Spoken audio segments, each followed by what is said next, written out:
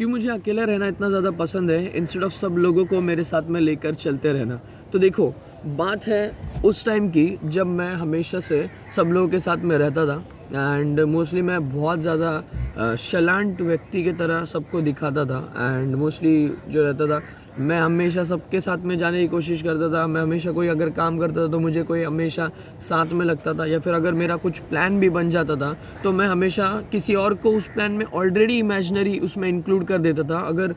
पूछने की बात तो अलग ही है कि मैंने उस बंदे को पूछा है कि नहीं भाई तू इस काम में आएगा भी या फिर नहीं, तो उस चीज़ से मेरे में क्या हो गया था कि मैं ना दूसरों पे बहुत डिपेंड होना स्टार्ट हो गया था। एंड अगर कोई बंदा मुझे रिजेक्ट कर देता था, अगर मुझे बोल देता था कि भाई मुझे आज नहीं आना, मेरा दोस्त अगर कोई मुझे बोल देता था कि यार मुझे तेरे इस चीज़ में इंटरेस्ट नहीं है, तो अपना अकेले जा, तो मेरे को ऐसा लगता था कि यार थोड़ा सा बैक लगता था। It's like you I used to get a setback and फिर मुझे उस काम से इंटरेस्ट चला जाता था जस्ट बिकॉज मुझे वो काम करना था, बट उस बंदे ने मुझे रिजेक्ट कर दिया एंड मना कर दिया, इसलिए मैं अब उस काम को नहीं करूँगा। बट जैसे मैंने ये आदत रोकी कि मुझे कोई काम अगर करना है तो मुझे दूसरे की ज़रूरत क्यों लगे। अगर मुझे कोई मूवी देखनी है, कोई सीरीज़ देखनी है, तो मैं दूसरे को क्यों कन्विंस करूँ कि तू भी मेरे साथ में ये देख। अगर मुझे कोई काम करना है, मुझे कोई वर्कआउट करने जाना है, मुझे वीडियोस बनाने हैं, तो मैं दूसरे को क्यों कन्विंस करूँ कि तू भी मेरे साथ में आ जाए, इसमें बहुत अच्छी चीज़ है। अगर इसमें आज ऑलरेडी बहुत अच्छी चीज़ है तो उससे ऑलरेडी अट्रैक्ट हो जाना चाहिए था इस चीज़ पे एंड उसे भी उतना इंपॉर्टेंस आ जाना चाहिए था। पर लाइफ में ऐसा नहीं होता है। जैसे हमें दूसरी चीज़ें पसंद है, जैसे हम चाहते हैं कि हम ये चीज़ें करें, वैसे दूसरा भी तो बंदा चाहता है कि वो कोई दूसरी चीज़ें करे। एंड ऐसे वक्त पर क्या होता है कि हमें ऐसा लगता है कि यार अगर इस बंदे ने मुझे मना कर दिया है तो इसका मतलब ये मुझे नहीं चाहता है, ये बंदा मुझे इंटरेस्ट या फिर मुझे एंटरटेन नहीं करना चाहता है। पर ऐसा नहीं होता है, उसे भी अपने अलग काम होता है, उसे खुद को अपने आप को इम्प्रूव करना होगा मे बी, या फिर कभी कभी और ऐसा हो सकता है सिचुएशन में कि उसे सही में तुम्हें रिजेक्ट करना हो या फिर सही में तुम्हारे साथ में उसे कुछ ना करना होगा। But most of the time लोग हमेशा अपने आप को भी ज़्यादा, हमेशा ही लोग कभी भी अपने आप को पहले सबसे ज़्यादा प्रायोरिटाइज कर दे। वो नेचर का रूल है, क्योंकि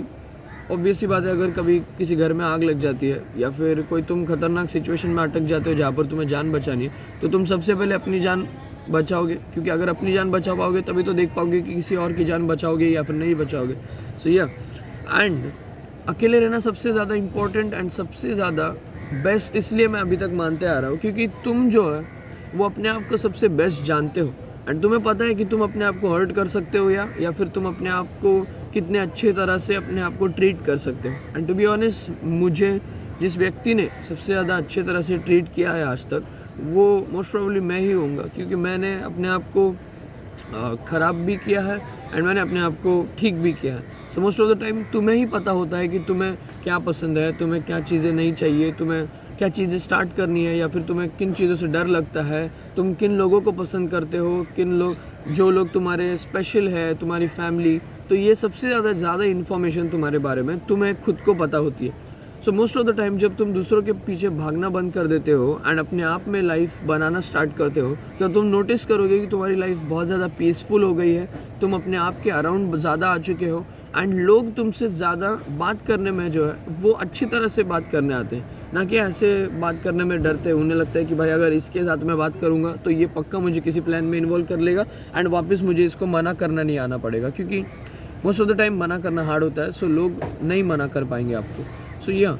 जब से मैंने अकेले रहना स्टार्ट किया है, मैंने अकेले में मूवीज़ देखना जो मेरा एक शौक़ बना, वो मुझे समझ में आया कि मुझे मूवीज़ देखना बहुत पसंद है। तो मैंने, जैसे कि पिछले वीडियो में कहा था, मैं अभी इट देख रहा था, मैंने वो भी ख़त्म कर दी। एंड अकेले में तुम बहुत सारी चीज़ें कर सकते हो, तुम्हें मूवीज़ खेल सकते हो, फुटबॉल खेलने जाओ, जगलिंग करो, प्रैक्टिस करो। कितने अच्छे तरह से तुम्हारी लाइफ जो है वो शेप होगी, वो तुम्हें ही समझ में आएगा जब तुम धीरे धीरे इस सेल्फ इम्प्रूवमेंट के जर्नी पर आओगे, जब तुम अपने आप को समझोगे एंड अपने आप को डेवलप करोगे। सो आज की वीडियो का पॉइंट यही था कि अगर तुम्हें लाइफ में सही में कुछ चीज़ें करनी है एंड अगर लाइफ में तुम्हें अपनी जो लाइफ शेप करनी है तो तुम ही उसको शेप कर सकते हो। कोई लोग कहते हैं कि यार अगर वो मेरे लाइफ में होती, वो मेरे लाइफ में होता, अगर वो मेरे साथ इस काम में होता तो मेरा अलग ही चीज़ होती इस काम में, या फिर मेरी लाइफ अलग ही होती। वैसा कभी नहीं होता है, क्योंकि कोई तुम्हारे लाइफ में होने से ना होने से तुम्हें कोई फ़र्क नहीं पड़ता है। अनटिल एंड अनलेस तुम्हारे मॉम डैड, तुम्हारे पेरेंट्स तुम्हारे साथ हैं, तुम्हें अच्छा खाना बन रहा है, तुम्हें अच्छे प्रिविलेजेस हैं, तुम्हें सब कुछ अगर प्रोवाइडेड है, तो you are more than well to go, अगर तुम्हें जो भी कुछ काम करना है तो तुम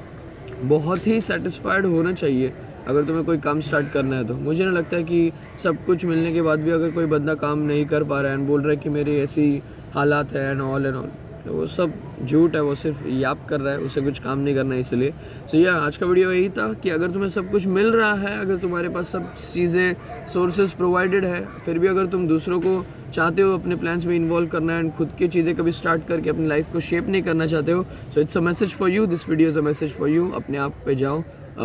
लोनली जाओ एंड अपने आप पर काम करो। एंड या do let me know in the comments कैसा रहा वो एक्सपीरियंस। एंड वीडियो पसंद आई होगी तो लाइक कर देना। Keep improving gang, I will see you in the next one.